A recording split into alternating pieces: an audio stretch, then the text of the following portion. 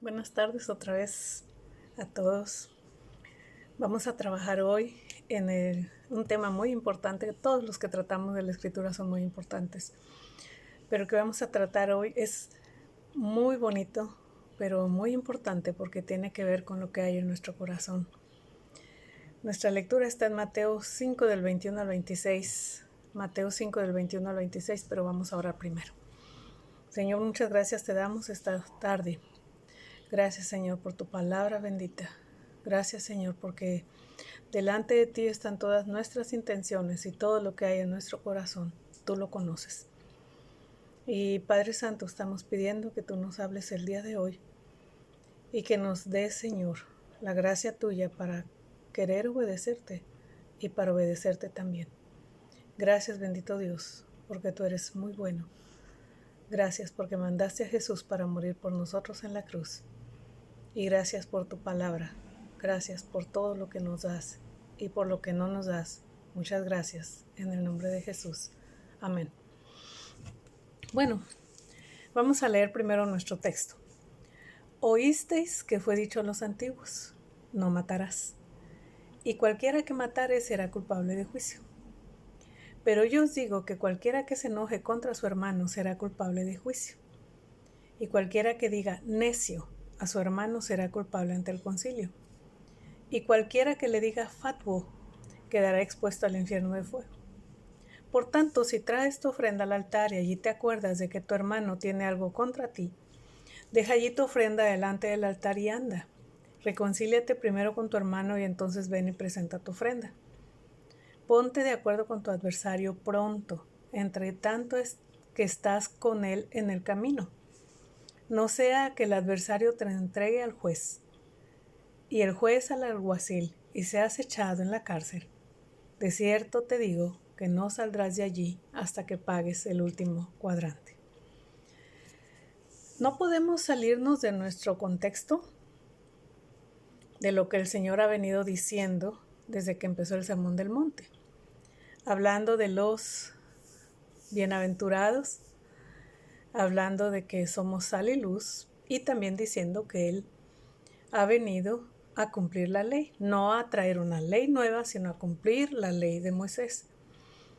Y a lo largo de este capítulo 5 nos vamos a encontrar 6 veces que el Señor dice, oísteis que fue dicho, pero yo os digo. Entonces, el oísteis que fue dicho no se refiere exactamente a la ley tal cual, sino a la interpretación que los maestros de la ley le estaban dando y que no había perdido mucho todo el espíritu de la ley. Y eso es lo que el Señor viene a aclarar.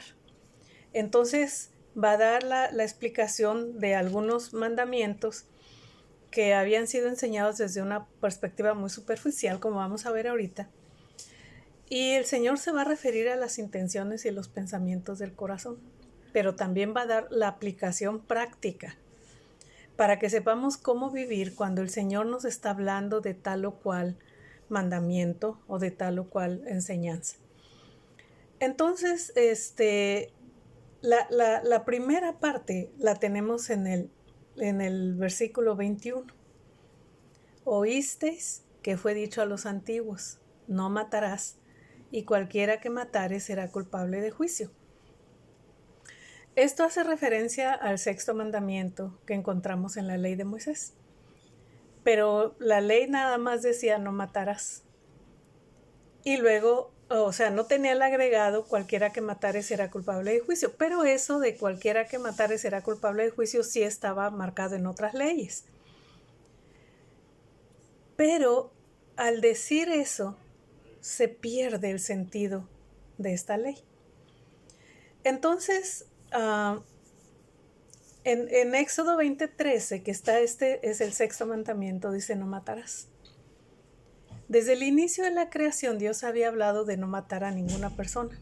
¿Por qué? Porque el hombre fue hecho a la imagen de Dios. En Génesis 1:27 dice, creó Dios al hombre a su imagen. A imagen de Dios lo creó.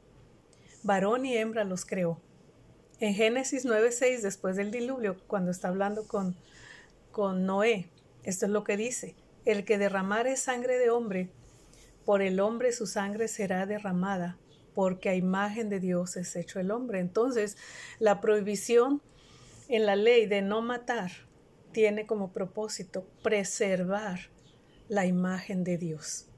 Cualquier hombre tiene la imagen de Dios, no importa lo más perverso que sea, pero tiene la imagen de Dios. De alguna manera, por ahí muy escondida, está la imagen de Dios. Entonces, la demanda de Dios era que si alguien mataba a otra persona debía morir porque el hombre a quien mató estaba hecho a la imagen de Dios. Pero el mandamiento hablaba específicamente de no matar a alguien de manera intencional, es decir, no cometas un asesinato. Entonces, pues los judíos pensaban que si no mataban a alguien de manera voluntaria, entonces ya estaban cumpliendo con este mandamiento. Y esta segunda parte, pues era lo que después se tenía que hacer cuando alguien mataba a alguien de manera intencional. Que por cierto, pues no podías matar a alguien de manera intencional porque entonces no estás amando a tu prójimo. Entonces, había leyes, ¿verdad?, que hablaban de los asesinatos accidentales. Y cuando se presentaba esa situación, el que había cometido el asesinato podía ir a una de las ciudades de refugio. Y ahí tenía que quedarse porque había que esperar a que los jueces determinaran si eso en verdad había sido un asesinato intencional. Pero el Señor está explicando ahora en el versículo 22. Pero yo os digo que cualquiera que se enoje contra su hermano será culpable de juicio. Y cualquiera que diga necio a su hermano será culpable ante el concilio. Y cualquiera que le diga fatuo estará expuesto al infierno de fuego. Lo que enseñaban los antiguos era que cualquiera que cometiera un asesinato era culpable de juicio. Pero el Señor dice, pero yo os digo. Yo os digo. Era como decir, esto es lo que dijo Moisés. Esto es lo que yo estoy diciendo también, que dijo Moisés. Lo mismo que dijo Moisés estoy diciendo yo, pero le estoy dando el significado correcto al no matarás. Entonces, él está diciendo, cualquiera que se enoje, o cualquiera que diga necio a su hermano, o cualquiera que le diga fatuo. Entonces el Señor está poniendo el enojo y el ofender al hermano en el mismo nivel. Matar y ofender a alguien con la palabra o enojarse con alguien es lo mismo que ser un asesino. Entonces nosotros estamos siendo asesinos porque con mucha frecuencia nos enojamos contra nuestros hermanos. El lugar donde se juzgaba a las personas, a los que habían matado a alguien, eran los tribunales locales. Si el pueblo era muy chiquito, de menos de 150 personas, eran 3 ancianos nada más. Y aumentando el tamaño de la ciudad, iba aumentando el tamaño de los jueces, que se podían juntar 7 o 21, ¿verdad? Pero si no se podía decidir en el pueblo o en la aldea, había que ir al concilio. En la época de Jesús, pues era el Sanedrín. Y ellos podían decidir si una persona era o no digna de muerte. Como decidieron sobre Jesús, ¿verdad? Ellos decidieron que Jesús era digno de muerte. Pero eso no es lo más terrible de todo, que te lleven ante un tribunal religioso como era el Sanedrín. No, eso no era lo más terrible. Lo más terrible es que el Señor está diciendo que está expuesto al infierno de fuego. Esto es algo serio. Esto no es algo sencillo, no es nada más de decir yo no he matado a nadie, porque entonces nos volvemos igual que los fariseos. Y en el Antiguo Testamento también nos advierte sobre el enojo.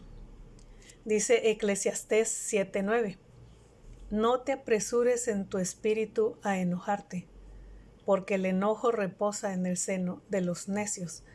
Y no se refiere a un enojo nada más que sencillo, digamos, sino a la ira que se genera dentro de nuestro corazón. Y Salomón, cuando escribió esto, el hombre más sabio de todo el tiempo, ¿verdad?, después de Jesús, nos hace ver 2 cosas. Una, que el enojo puede ser controlado, porque dice, no te apresures en tu espíritu. ¿Qué quiere decir?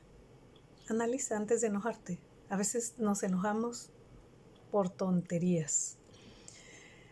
Y la mayoría de las veces estamos enojados, cometiendo un pecado igual al de matar a alguien por cosas que no valen la pena.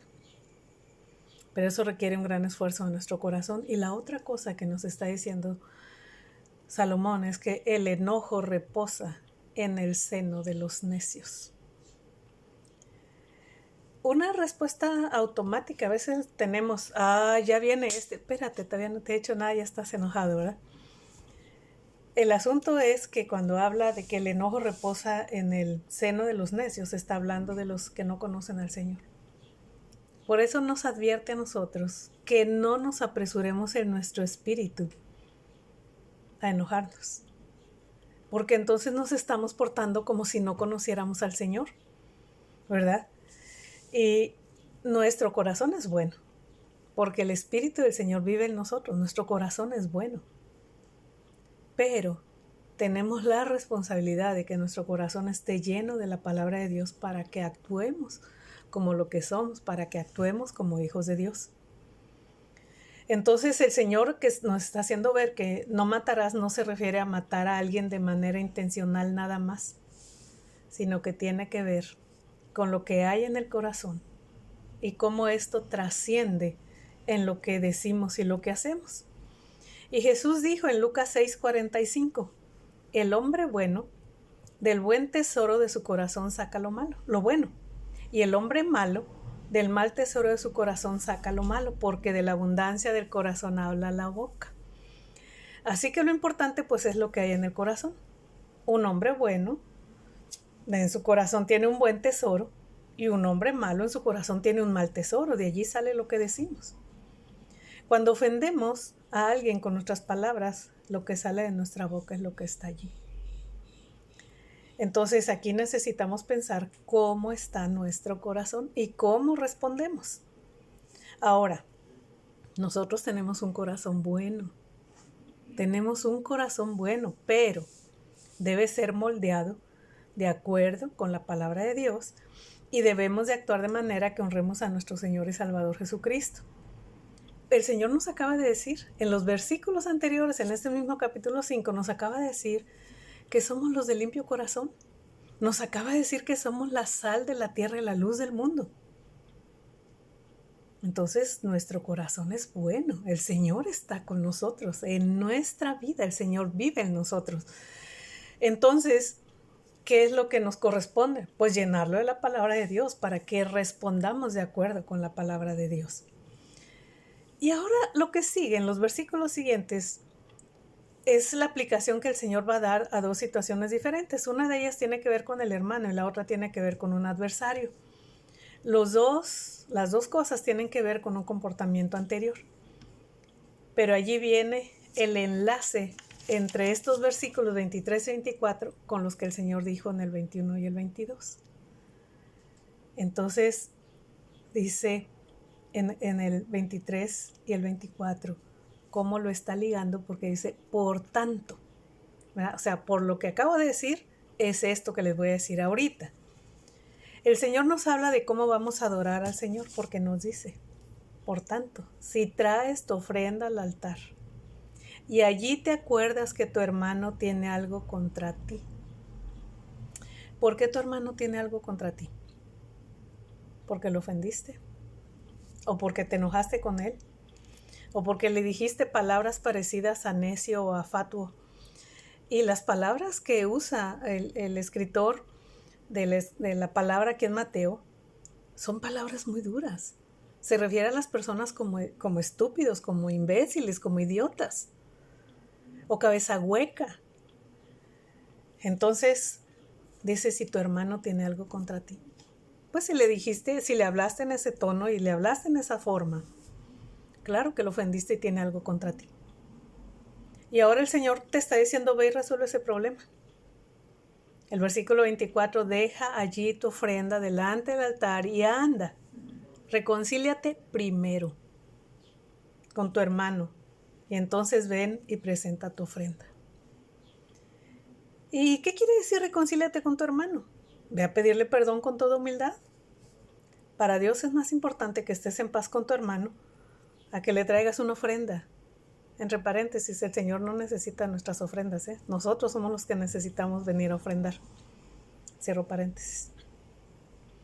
Ahora es más importante obedecer al Señor que traer una ofrenda como una señal de adoración.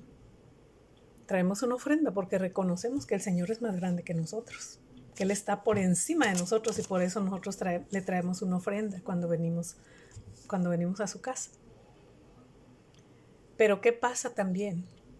Que el estar enojado con uno de mis hermanos me aleja de Dios.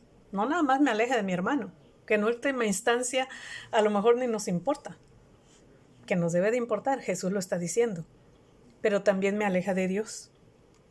Eso no quiere decir que vas a esperar hasta que vengas al templo. No, quiere decir que cuando te acuerdes, pero Él está poniéndolo como la situación más importante que hace el ser humano, que es venir a adorar a Dios. Entonces, a veces nosotros actuamos de una manera que creemos que tenemos que decirle sus verdades al hermano. Y nos vamos, lo ofendemos y no nos importa que lo hayamos ofendido, ¿verdad? En 1 Samuel 15:22 está Saúl, Dios le había mandado que matara a todo un grupo de personas y él no los mató. Y entonces mantuvo con vida al rey Agag. Entonces, cuando viene Samuel y lo encuentra, dice, ¿qué pasó? ¿Por qué hiciste todo esto, verdad? Y están dialogando ellos, pero la conclusión a la que llega, lo que está diciéndole Samuel a Saúl es esto, por su desobediencia. 1 Samuel 15:22. Y Samuel dijo, se complace Jehová tanto en los holocaustos y víctimas, como en que se obedezca las palabras de Jehová. Ciertamente el obedecer es mejor que los sacrificios, y el prestar atención que la grosura de los carneros. El Señor quiere que estemos en paz con Él, pero el estar en paz con Él también quiere decir que vamos a estar en paz con los hermanos, ¿verdad? Entonces, tenemos que ir a arreglar ese asunto con el hermano. Por eso el Señor dice, ve primero y reconcíliate. Al terminar el capítulo 4 de Efesios, Pablo escribió sobre nuestras reacciones. Porque dice, airaos, pero no pequéis. No se ponga el sol sobre vuestro enojo, ni deis lugar al diablo.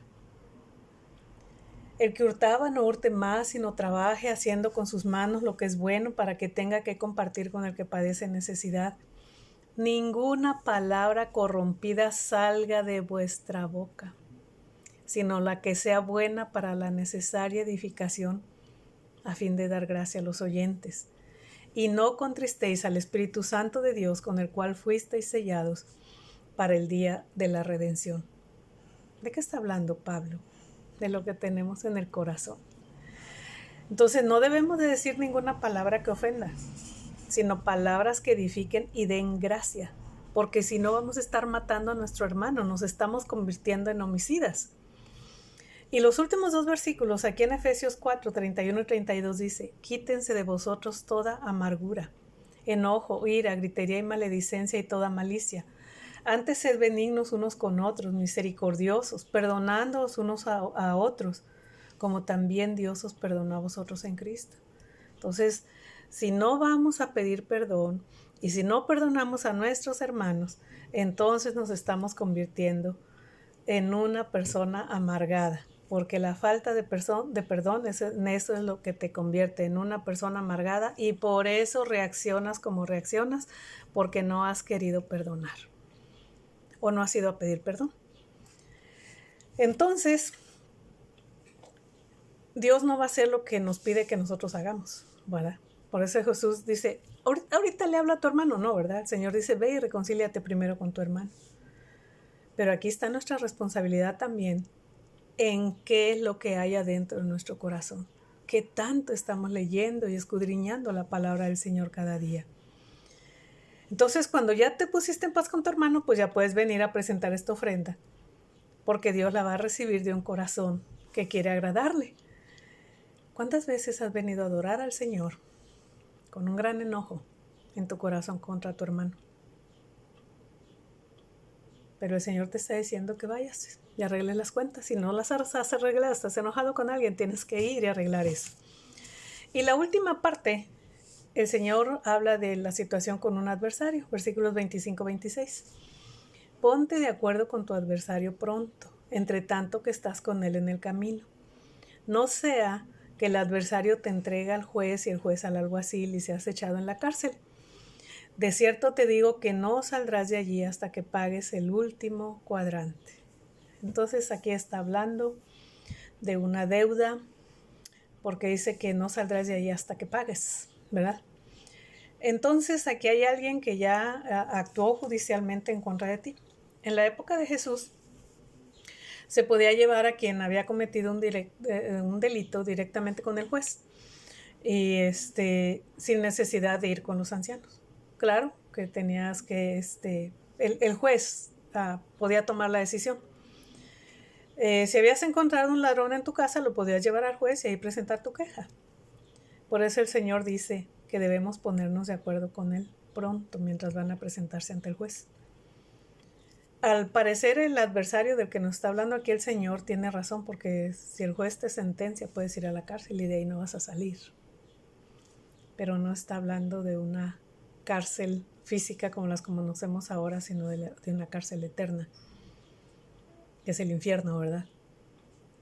Y entonces el contexto nos hace pensar que tú eres el que le debes a tu adversario.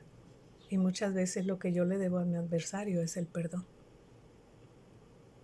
¿Cuántas personas nos han ofendido y hemos guardado ese dolor en el corazón y a veces hasta decimos, hasta se me revuelve el estómago de pensar en fulano o en fulana, porque no has perdonado? Entonces, es tiempo de pensar a quién tenemos que perdonar, pero hay que hacerlo pronto para no dar lugar al diablo. Damos lugar al diablo cuando decidimos estar enojados con alguien, entonces tenemos un corazón que no está alineado con la palabra del Señor. Y el apóstol Juan, ya viejito, cuando escribió su carta, la primera, en 1 Juan 3:15 dice, todo aquel que aborrece a su hermano es homicida, y sabéis que ningún homicida tiene vida eterna permanente en él. ¿De qué está hablando el Señor? De que si estás enojado con alguien y llegamos al punto de aborrecer a las personas, entonces ¿en qué nos convertimos? En un homicida. ¿Y esto qué significa? Que si alguien no ha perdonado a su hermano y está en un punto de que lo aborrece o de que lo odia, entonces no es un verdadero creyente porque no ha entendido el perdón de Dios para él y por eso no quiere perdonar. Porque considera que lo que a él le hicieron es más grande que lo que él le ha hecho a Cristo Jesús. Y también Santiago, el hermano del Señor, escribió sobre el enojo. Por esto, mis amados hermanos, todo hombre sea pronto para oír, tardo para hablar, tardo para airarse, porque la ira del hombre no obra la justicia de Dios. Entonces nosotros podemos retomar lo que habíamos hablado de Eclesiastés, que podemos analizar. ¿Vale la pena enojarse por esto? ¿Vale la pena tratar a mi hermano con una palabra hiriente o altisonante? ¿Vale la pena? No, no vale la pena, nunca vale la pena. Entonces, ¿cuál es nuestra enseñanza del día de hoy? Que si nos enojamos con nuestro hermano, que si le decimos palabras hirientes, que si no vamos y arreglamos, si no vamos a pedir perdón y si no perdonamos, nos estamos convirtiendo en asesinos. Y el espíritu de la ley es amarás a tu prójimo como a ti mismo. Que el Señor nos ayude a entender y que nos dé la gracia para que podamos pedir perdón a aquel que hemos ofendido, pero también que podamos perdonar a aquel que nos ha ofendido a nosotros y que el Señor nos enseñe a vivir en su palabra, leyéndola y aprendiéndola todos los días, porque esa es la herramienta que el Señor nos ha dado para que vivamos como Él quiere que vivamos. Oremos. Señor, gracias por tu palabra.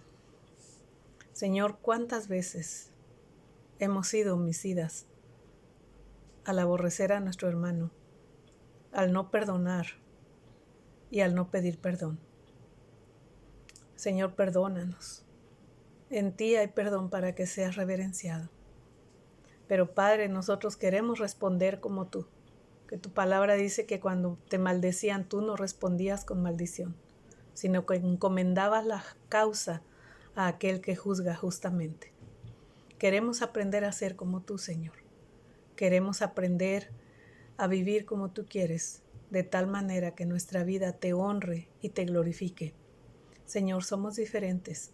Tú dijiste que somos la sal y la luz, y tú dijiste que tenemos un corazón limpio. Padre, ayúdanos para obedecerte, ayúdanos para vivir en el perdón, pidiéndote perdón a ti, pidiendo perdón a nuestros hermanos y perdonando a aquellos que nos han ofendido. Padre, gracias por tu misericordia y tu amor, pero gracias por ese perdón que nos has dado en Cristo Jesús en la cruz del Calvario. Gracias, Padre, en el nombre de Jesús. Amén. Bueno, aquí nos veremos la próxima semana para seguir hablando del Sermón del Monte. Que el Señor les bendiga.